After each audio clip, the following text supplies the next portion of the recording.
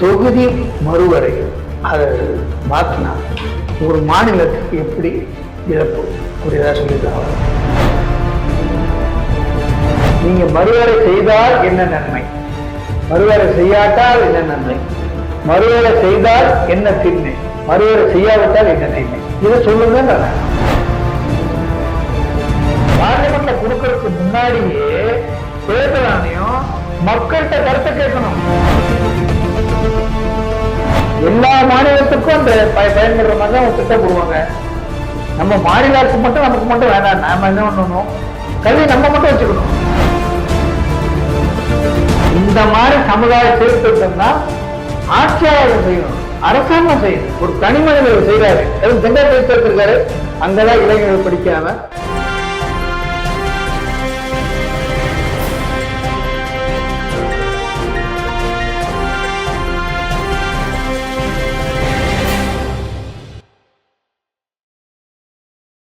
CCN media நேயர்களுக்கு இனிய வணக்கம்.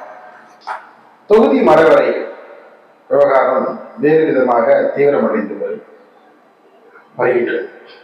அது தொடர்பாக தென் மாநிலங்களுக்கு மிகப்பெரிய ஒரு பாதிப்பு ஏற்படும் என்று கர்நாடக முதலமைச்சர் சித்தராமையை சந்தித்து தமிழக அமைச்சர்களும் பிரதிநிதிகளை சந்தித்து தமிழகத்தில் இது தொடர்பான கூட்டத்தில் கலந்து கொள்ள முடியும். அதே போல பார்த்தீங்கன்னா ஆந்திராவில் ஒய்எஸ்ஆர் காங்கிரஸ் கட்சி சார்பில் ஜெகன்மோகன் ரெட்டி அவரை சந்தித்தும் ஆதரவு கேட்டிருக்கிறார்கள். அவர் தங்களது தரப்பிலிருந்து 2 பாராளுமன்ற கலந்து கொள்வார்கள் என்று உறுதியளித்திருக்கிறார். அதே போல பார்த்தீங்கன்னா ஒவ்வொரு மாநிலத்தையும் தென் மாநிலம் மற்றும் மேற்கு வங்காளத்திலே கூட கனிமொழி அவர்கள் அங்கே சென்று சந்தித்து இது தொடர்பாக ஆதரவு கேட்டதாகவும் உரிய முடிவெடுக்கப்படும் என்று அங்கிருந்து ஒரு தகவல்களும் தெரிவிக்கின்றன. அதே போல கர்நாடகாவில் தங்களது தலைமை காங்கிரஸ் தலைமையினுடைய அகில தலைவருடைய ஒப்புதல் பெற்ற பிறகு கூட்டத்தில் பங்கேற்போம், நிச்சயமாக கலந்து கொள்வோம் என்று அவர் உறுதியளித்திருக்கிறார்கள். தொகுதி மறுவரை வேறு வடிவமாக செல்கிறதா, இதற்கு பின்னிலையில் நடப்பது என்ன என்பது பற்றியும் பல்வேறு அகில இந்திய நிலையில ஏற்படக்கூடிய அரசியல் மாற்றங்கள் குறித்தும் நம்முடைய விரிவாக கலந்துரை இணைந்திருக்கிறார் அரசியல் விமர்சகரும் முன்னாள் சட்டப்பேரவை உறுப்பினரும் திராவிட முற்போக்கு மக்கள் கட்சி நிறுவன தலைவரும் மருத்துவருமான ஸ்ரீதரன். வணக்கம் சார். தொகுதி மறுவரை அமித்ஷா உறுதியளித்த பிறகு தமிழகத்துக்கு எந்த குறையாது, தொகுதி குறையாது. அது பிறகு முதலமைச்சர் அனைத்து கட்சி கூட்டம் தென் மாநிலங்களுக்கு ஒட்டுமொத்தமாக பாதிப்பு ஏற்படும். பல விதமாக நிறைய பாதிப்புகள் உண்டு ஏற்படும் அப்படின்ட்டு பார்த்தீங்கன்னா சித்தராமையை உள்ளிட்டு தென் மாநில ஒய்எஸ்ஆர் காங்கிரஸ் கட்சி தலைவர் ஜெகன்மோகன் ரெட்டி பலரை சந்தித்து ஆதரவு இருக்கிறார். இந்த விஷயத்தில் ஒருமித்த கருத்து வேண்டும் என்று குரல் கொடுக்க வேண்டும் என்று அழைப்பு விடுத்துள்ளார். உங்களுடைய பார்வை இது குறித்து ஒரு பார்வை. ஏபிசிடி மாதிரி எனக்கு ஒரு சந்தேகம். தொகுதி மறுவரை அதை மாற்றினா ஒரு மாநிலத்துக்கு எப்படி இழப்பு புரியுதா சொல்லியிருக்காங்க. மக்கள் தொகை அடிப்படையில் தான் இது வரைக்கும் பேசப்பட்ட ஒரு விஷயம். எல்லா மாநிலங்களோட முதலமைச்சர்லாம் கூப்பிடுறாங்க, ரைட், வாஸ்தவம் தான். அவங்கெல்லாம் பேச போகிறாங்க. எனக்கு ஒரு சந்தேகம். என்ன சந்தேகம் சார்? ஒரு தனி மனித பிரஜையா இந்த தொகுதி மறுவரை செய்யறதுனால ஒரு மாநிலம் ரொம்ப பாதிக்கப்படும் சொல்றாங்க. எனக்கு புரியல, எப்படி பாதிக்கப்படும்? தொகுதி மறுவரை, அதாவது தொகுதியை குறைச்சாலும் என்ன பாதிக்கப்படும்? நீங்க ஒரு பத்திரிகையாளர், தொகுதி மறுவரை செய்தால் தமிழகத்துக்கோ சவுத் இந்தியாவுக்கோ தென் பிராந்தியத்தில் மாநிலங்களுக்கு பாதிப்பு ஏற்படும். நீங்க இப்போ நீங்க தான் சொல்றீங்க, என்ன பாதிப்பு? நம்ம சொல்லல, அதாவது பார்த்தீங்கன்னா முதலமைச்சருடைய கணித கட்சி கூட்டத்தை கூட்டி அதில் எடுக்க, அதான் அதுதான் தெரியல. என்ன point number 1, point number 2, point number 3? Sir, நிர்வாக வசதியாக மாவட்டம் தொகுதியை மறுவரை செய்தால் என்ன பாதிப்புன்னு யாருக்கு தெரியும்? கிராமத்தில் இருக்கக்கூடிய சாதாரண மக்களுக்கு தான் தெரியும். அங்க போய் கள ஆய்வு பண்ணி அங்க அது மாதிரி தெளிவுபடுத்தணும். இந்த மாதிரி பாதிப்பு வந்தால் மக்களை பீதி உண்டாக்க கூடாது. நீங்க சொல்லணும். ஆனா நீங்க சொல்றீங்க உங்களுக்கு நீங்க வந்து உங்களுக்கு ரெஸ்பான்சிபிலிட்டி இருக்கு, மக்களுக்கு நீங்க சொல்ல வேண்டியது கரெக்ட் தான். சாதக பாதங்கள் சாதகத்தை சொல்லணும், அரசாங்கம் தான் சொல்லணும், அரசும் கடமை தான், கரெக்ட் தான், வர இருக்கிறேன். ஆனால் அதை நீங்க சொல்லுங்க, ஒரு புத்தாமையா சொல்றீங்க, பாதிப்பு ஏற்படுது. எப்படி பாதிப்பு உண்டாது? ஒவ்வொரு இப்படி வச்சுக்கலாம் சார். அரசு வந்து மழை வெள்ள காலத்துல வந்து ரொம்ப வந்து அபாயமாக என்ன, ரொம்ப வந்து மழை வெள்ள காலத்துல மக்கள் வந்து பாதுகாப்பு செல்ல வேண்டும் அப்படின்னு எச்சரிக்கை அந்த நேரத்தில் விளக்கிட்டு இருக்க முடியாது. அது கூட எடுத்துக்கலாம்ல, அந்த அடிப்படையில் கூட முதலமைச்சர் சொல்லியிருக்கலாம்ல, பல பாதிப்பு ஏற்படும். சரி, நீங்க ஒரு பாதிப்பு ஏற்படுறதுக்கு முன்னாடி நீங்க ஆதாரபூர்வமா சொல்லணும் சார். அரசாங்கம் வந்து ஆய்வு பண்ண பிறகு இது பண்ணினால் மக்களை என்ன வகையில் பாதிக்குங்கிறத நீங்க விளக்கி சொல்லணும்.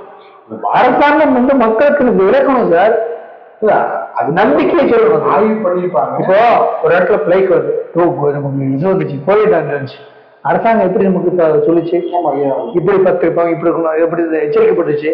அதே மாதிரி எச்சரிக்கைப்படணும், நீங்க இப்படி இருக்கணும், நீ இப்படி இருக்கணும், இது இப்படி வரும், இப்படி வந்தா நீங்க பயந்தக்கூடாது, இப்படி வந்தா நீங்க ஆஸ்பத்திரி போகணும் அப்படின்னு சொல்லுவீங்க. அந்த கைட்லைன்ஸ் சொல், இந்த மாதிரி வருதுப்பா, இன்னென்ன பாதிப்புகள் வரும், அதனால நம்ம இதை எதிர்க்கிறோம் அப்படின்னு சொல்லணும்ல. அது இன்னும் எனக்கு தெரியல சார். இந்த தொகுதி மறைவதனால ஒரு மாநிலத்துக்கு எப்படி எப்படி பாதிப்பு உண்டாகுது, இதனால மாநிலத்துக்கு எப்படி எப்படி மக்கள் பாதிக்கப்படுறாங்க, மாநில உரிமை எப்படி பாதிக்கப்படுது, இப்படி ஒன்னொன்னா நீங்க ஸ்பெல் அவுட் பண்ணணும் சார். நீங்க கருப்பட்டிக்கு 6 கிலோ, சீனியருக்கு 1/4 கிலோ, சீரகம் 100 கிராம் அப்படின்னு வீட்டுக்கு லிஸ்ட் போடுற மாதிரி தமிழகத்துக்கு இன்னென்ன பாதிப்பு வரும்போது லிஸ்ட் அவுட் பண்ணணும், சொல்லணும். சொல்லி நீங்க வந்து அதை வந்து விவாதிக்கணும். அப்படின்னா தானே மக்களுக்கு தெரியும். அப்படி நீங்க சொல்றது கரெக்ட். நீங்க மொத்தம் யோசனை எப்படி, நீங்க வந்து விளக்குங்க. நீங்க மறுவேலை செய்தால் என்ன நன்மை, மறுவேலை செய்யாட்டால் என்ன நன்மை, மறுவேலை செய்தால் என்ன தீமை, மறுவேலை செய்யாவிட்டால் என்ன தீமை, இதை சொல்லுங்க. சம்பந்தப்பட்ட துறைகள் இருக்கு, அந்தந்த எக்ஸ்பர்ட் வல்லுநர் இருக்காங்க, அவங்களுடைய எல்லாம் பேசி அவங்கள்ட்ட முடிவெடுத்தா இதை பேசுறீங்களா, இது வந்து பெரிய பாதிப்பு. இப்ப ஒண்ணும் இல்லை, புவி வெப்பத்தினால என்ன பாதிப்பு வருதுன்னு கண்டுபிடிச்சிருக்காங்க. அதனால சொல்றாங்க இந்த பட்ஜெட்ல கூட அதுக்காக நிதி ஒதுக்கியிருக்காங்க, வரவேற்கத்தக்கது. இது பருவநிலை மாற்றத்தினால் ஏற்படுகின்ற தீமைகளை, மக்களுக்கு ஏற்பட்ட பாதிப்புகளை நம்ம எப்படி சரி செய்யறது, அதை தடுக்கிறதுக்கு எப்படி, அதுக்காக ஒரு தொகையை ஒதுக்குறோம் அப்படின்றது நியாயம். அதுக்கு ஒரு இது சொல்றீங்க இல்லையா, அது மாதிரி நீங்க வந்து இன்னும் இந்த தொகுதி மறுவரை செய்தால் இன்னென்ன பிரச்சனைகள், இன்னென்ன இது நமக்கு வந்து பாதிப்பு வரும் அப்படின்னு சொல்லுங்க. அல்லது தொகுதி மறுவரை செஞ்சே ஆகணும் அப்படின்னு சொல்ற ஆளுங்க, நீங்க மறுவரை செஞ்சா இன்னென்ன நன்மை அப்படின்னு சொல்லுங்க. அதெல்லாம் மக்களை சொல்லணும்ல சார். இது வந்து பாத்தீங்கன்னா சார், 2 அரசுகளுமே வந்து செய்ய வேண்டிய விஷயம். செய்ய வேண்டியது யாருன்னா தலைமை தேர்தல் அதிகாரி. அவர் வந்து நிபுணத்துவம் இருக்கிறார். உதாரணத்துக்கு டிஎன் ஸ்டேஷன் இருந்திருந்தா இந்த மாதிரி வந்து விவாதமே ஏற்பட்டுட்டார். ஏன்னா ஒரு தேர்தல் ஆணையத்தை எப்படி நடத்தணும், தேர்தல் எப்படி நடத்திக்கணும் உலக நாடுகளுக்கு எடுத்து காட்டின ஒரு டிஎன் ஸ்டேஷன். தேர்தல் ஆணையம் வந்து ஒரு இண்டிபெண்டன்ட் பாடி. ஆனா வந்து இந்த விஷயத்துல வந்து அவங்க தான் இதை செய்யணும். இந்த விஷயத்துல வந்து அவங்களுடைய வேலைதான் சார். அதுதான் சொல்றேன். இப்ப வந்து அவங்களுக்கு அரசியல் கட்சிகள் பேசக்கூடாது. இப்ப அவங்க இருந்து என்ன பண்ணிப்பாருன்னா, மத்திய அரசோ மாநில அரசோ பேசாது, நான் பேசிக்கிறேன், நான் மக்கள்கிட்ட போறேன், நான் வந்து எடுத்து சொல்றேன், இது சாதக இது நீங்க ஒரு அட்டானமஸ் பாடி, நீங்க தான் எக்ஸ்பர்ட். டிஎன் ஸ்டேஷன் தான் பண்ணிப்பாரு. இதை நீங்க செய்யணுமே தவிர நீங்க அரசாங்கத்துக்கு நீங்க தான் சொல்லணும். ஏதாவது நீங்க வந்து இந்த சட்டத்தை ஏத்துங்க அப்படின்னு சொல்லி நீங்க வந்து யாரு கொடுக்கணும், பார்லிமெண்ட்டுக்கு அறிக்கை கொடுக்கணும். இந்த மாதிரி பண்ணாதான் கரெக்ட் அறிக்கை கொடுக்கணும் பார்லிமெண்ட்ல. அதை பார்லிமெண்ட் விவாதம் பண்ணணும், அதை கருத்து கேட்கணும் மக்கள்கிட்ட. நீங்க பார்லிமெண்ட்ல கொடுக்கறதுக்கு முன்னாடியே தேர்தல் ஆணையம் மக்கள்கிட்ட கருத்தை கேட்கணும். ஆல் பார்ட்டி மீட்டிங் போட்டு கருத்தை கேட்கணும், முடிவு எடுக்க கூடாது, கருத்து ஃபர்ஸ்ட் கேட்கணும். அதுக்கடுத்து எக்ஸ்பர்ட் எடுத்து கலந்து விளையாடணும். அதுக்கடுத்து ஒரு தீர்மானம் மக்கள் ஏற்கணும், அதை மத்திய அரசுக்கு அனுப்பணும். இதை வந்து சட்டமா ஆக்கி கொடுங்க. சட்டம் ஆக்க முடியாது. மத்திய அரசு பார்லிமெண்ட்ல கொடுத்து நீங்க விவாதிச்சு 2 சபையும், லோக்சபாலையும் ராஜ்யசபாலையும் விவாதம் பண்ணி இது சட்டமா ஆக்கி கொடுங்க அதுக்கு பிறகு இவ்வளவு வேலை இருக்கு. இதை செய்யறது யாரு? தேர்தல் ஆணையம் தான் செய்யணும். சோசியாலஜி டிபார்ட்மெண்ட், பப்ளிக் டிபார்ட்மெண்ட்லாம் ஒரு டிபார்ட்மெண்ட் இருக்கு. அவங்களெல்லாம் அதுக்குன்னு ஒரு எக்ஸ்பர்ட் டிபார்ட்மெண்ட் இருக்கு. அவங்கெல்லாம் ஒரு கருத்து சொன்னாங்களான்னு தெரியலைங்க. Population study, institute of population study இதெல்லாம் இருக்கு. இவங்கெல்லாம் செஞ்சாங்களா? இது இருந்தாங்களா? அப்படி இல்லை. பெரிய பெரிய யூனிவர்சிட்டி இருக்கு, அங்கங்க பாப்புலேஷன் ஸ்டடிஸ் டிபார்ட்மெண்ட் இருக்கு. அவங்ககிட்ட கருத்து கேட்டீங்களா? ஆய்வு நடத்தினீங்களா? சும்மா அரசியல் பேசுறாங்க. இது ஒரு குரூப்பு தொகுதி மறுவரை வேணுங்குது. அரசாங்கமோ ஐயோ நம்ம நாட்டை அழிஞ்சு போயின்னு சொல்றாங்க. எதுக்கு பயமுறுத்துறீங்கன்ற நான் யாமா 1 2 3 இதனால இவ்வளவு பாதிப்பு வருதுன்னு ஸ்பெல்லட் பண்ணுங்க. மக்களுக்கு, அடித்தட்ட மக்களுக்கும் பாமரனுக்கு தெரிய மாதிரி சொல்லுங்க. சொல்ல வேண்டியது அரசனுடைய கடமை. ஏன்னா அரசன் நீங்க தான் காப்பாற்ற போறீங்க மக்களை. நீங்க காப்பாற்றுறது உங்களுடைய கடமை. அதனால நீங்க மக்களை காப்பாற்றுறது என்னுடைய கடமை. அதனால சொல்றோம் அப்படின்னு சொல்லுங்க அரசு. அதை சொல்லி மக்கள்கிட்ட கேளுங்க. மும்மொழி கொள்கை, 2 கொள்கை கல்வி அலகு. 3வது இந்த பாடம் எது? விருப்ப பாடம். விருப்ப பாடம் என்ன யாருக்கு இருக்கு? கல்வி மத்திய அரசு இருக்கு. கண்கரன் லிஸ்ட்ல கல்வி இருக்கு. அப்போ மத்திய அரசு என்ன செய்யும்? எல்லா மாநிலத்துக்கும் அந்த பயன்படுற மாதிரி தான் திட்டம் போடுவாங்க. நம்ம மாநில அரசு மட்டும் நமக்கு மட்டும் வேண்டாம். நாம என்ன பண்ணணும்? கல்வி நம்ம மட்டும் வச்சுக்கணும். நம்ம மாநிலத்துல எப்படி நம்ம சுகாதாரம் வச்சுக்கிறோமோ அதே மாதிரி நீங்க கல்வியை ஸ்டேட் சப்ஜெக்ட் கொண்டு வரணும். அது பொதுப்பட்டியலுக்கு வரல. பொதுப்பட்டியலுக்கு வராத போது மத்திய அரசு திட்டங்கள் எல்லா மாநிலத்துக்கும் பொதுவாக ஏற்றுக்கொள்ளக்கூடிய திட்டத்தை தான் எடுப்பாங்க. கல்வியில உலக அளவில் நிபுணத்துவம் பெற்ற நிபுணர்கள் ரொம்ப பெருமைக்கு சொல்றேன். தமிழ்நாட்டில் தான் இருக்கிறாங்க என்று சர்வதேச கல்வியில் புள்ளி விவரம் தெரியும். உதாரணமாக பார்த்தீங்கன்னா ஸ்ரீதர் அவர் பார்த்தீங்கன்னா ஜோகோன்னு ஒரு நிறுவனத்தில் மென்பொருள் சார்ந்த சென்னை தலைமையிடமாக கொண்டு நடத்தி வரக்கூடியவர் ஸ்ரீதர். தஞ்சை மாவட்டத்தில் அருகில் உள்ள கிராமத்தில் பிறந்தவர். இப்போ தென்காசியில் பார்த்தீங்கன்னா நிறைய மாணவர்களை, அதாவது பார்த்தீங்கன்னா பட்டப்படிப்பு பயிலாத மாணவர்களை கண்டறிந்து அவர்களிடம் உள்ள திறமைகளை ஊக்குவிக்கும் விதமாக ஐடி துறையில் சர்வதேச அளவில் ஆண்டுதோறும் 600 மாணவர்களை அவரு தன்னார்வமாக ஈடுபட்டு செய்கிறார். இந்த மாதிரி சமுதாய சீர்திருத்தம் தான் ஆட்சியாளர்கள் செய்யணும், அரசாங்கம் செய்யணும். ஒரு தனி மனிதர்கள் செய்யறாரு. ஏழை மாணவர்கள் படிக்கிறதுக்கு மேல் கூட வசதி இல்லாத மாணவர்களை கண்டறிச்சு அவங்களுக்கு தனி திறமையை கொடுத்து ஒரு ட்ரைனிங் கொடுத்து நீங்க இதிலிருந்து பொழைச்சுங்க. சர்வதேச நீங்க போட்டி போடுற அளவுக்கு தன்னுடைய திறமையை வளர்த்து அவங்களுக்கு ஒரு ஹேண்ட்ஸ் ஆன் ட்ரைனிங் கொடுத்து ஒரு இதுதான் அரசாங்கம் செய்யணும் சார். மைக்ரோசாஃப்ட் அப்ப அங்க ஒரு 200 பேர் அதுல படிச்சுட்டாங்க. 200 பேருடைய வாழ்வாதாரம் முன்னேறது இல்லையா? இப்படி ஒவ்வொரு வருஷமும் ஒரு டிஸ்ட்ரிக்ட்ல 200 பேரை நீங்க கொண்டு வந்தா கூட 5 வருஷத்துல 1000 பேரை நீங்க சொல்லாமல சார்.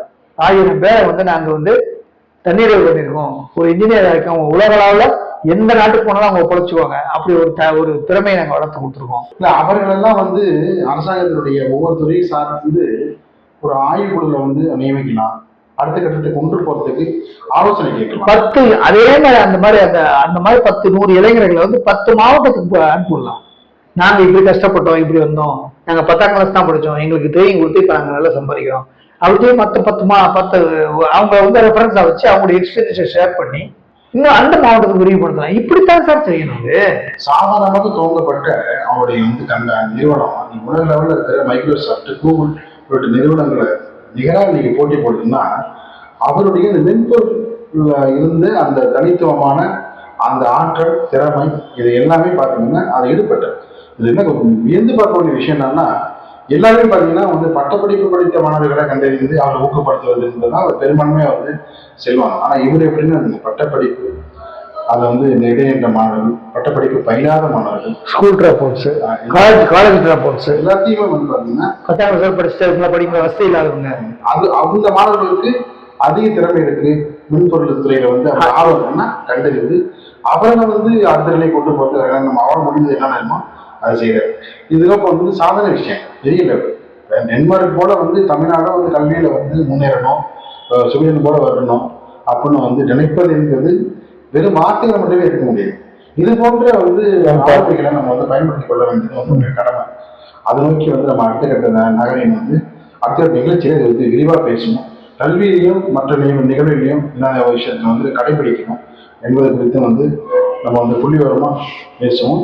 இந்த விஷயத்துல வந்து அதாவது பாத்தீங்கன்னா தொகுதி மறுவரும் இதுக்கு வந்து நிரந்தர தீர்வு சுருக்கமா நிரந்தர தீர்வு தான். நீங்க வந்து ஆய்வு நடத்துங்க, மக்களுக்கு முன்னாடி வைங்க, விவாதம் நடத்துங்க, மக்களோட கருத்துக்களுங்க, அது கூட செய்யுங்க. இதான் தீர்வு. அது ஒவ்வொரு பகுதியை போய் கணாய்வு பண்ணி அங்க வந்து கருத்துக்கள் கேட்கணும். கருத்துக்கள் கேட்டு அவங்களுக்கு எக்ஸ்பிளைன் பண்ணணும். எக்ஸ்பிளைன் பண்ணி அவங்கள பங்கு வர வச்சு அவங்களுடைய கருத்துக்களை கேட்டு அதுல மெஜாரிட்டி ஏதோ அது செய்யுங்க. கிராம சபை மூலமா செய்யலாமா? செய்யுங்க, தாராளமா செய்யுங்க. ஏன்னா தேர்தல் நேரத்துல போய் நம்ம செய்யுங்க, செய்யுங்க, செய்யுங்க, செய்யுங்க. அதை செய்யணும். நிகழ்ச்சியை பங்கேற்று கருத்து தெரிவித்து முக்கிய நன்றி.